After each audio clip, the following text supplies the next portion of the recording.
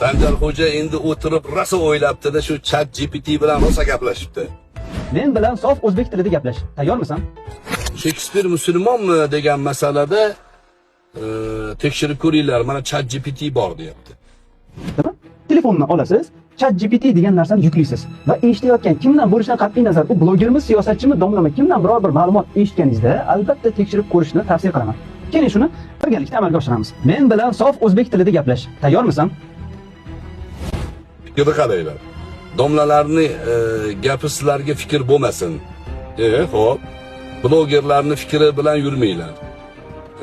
Hokim sizlarni o'rninglarga fikrlamasin. Nima qilaylik? ChatGPTdan so'raylar. ChatGPT senga fikr bersinmi? Aldaydi-ku ChatGPT, yolg'onchi-yu. Biznes-ku bu. Senga maqtab, sen xohlagan narsani qilib beradi, ya'ni talqinini. Asosiy savolni beraman.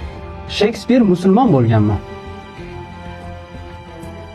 Shekspirning musulmon bo'lganligi haqida hech qanday ishonchli ma'lumot yoki dalil mavjud emas. O'zbek tilida menga ma'lumot ber. William Shekspir musulmon bo'lganmi? William Shekspir musulmon bo'lgan deb hisoblanadi. Bu haqda turli olimlar va hatto Guy Pollock ham o'z fikrlarini bildirgan. Yana boshqa savollaringiz bo'lsa, bemalol so'rashingiz mumkin. Shekspirning musulmon bo'lganligi haqida hech qanday ishonchli ma'lumot yoki dalil mavjud emas. Shekspir musulmon bo'lgan.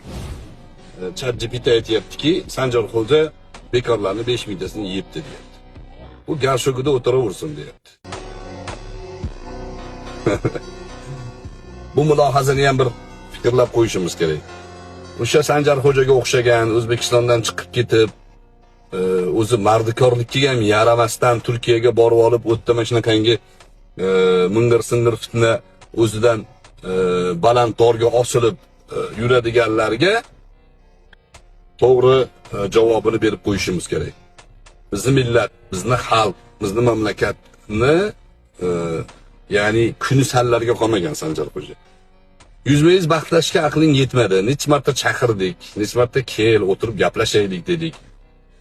O'zingdan nimadir yasab olgansan.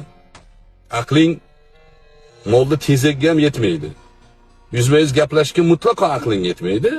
O'tirib olib o'zingcha nimalarni sayrayapsan. Mayli, senga o'xshaganlar bizga, o'sha jakuy tabiatlar bizga qarshi bo'lishligi sharaf. Undan xursandmiz.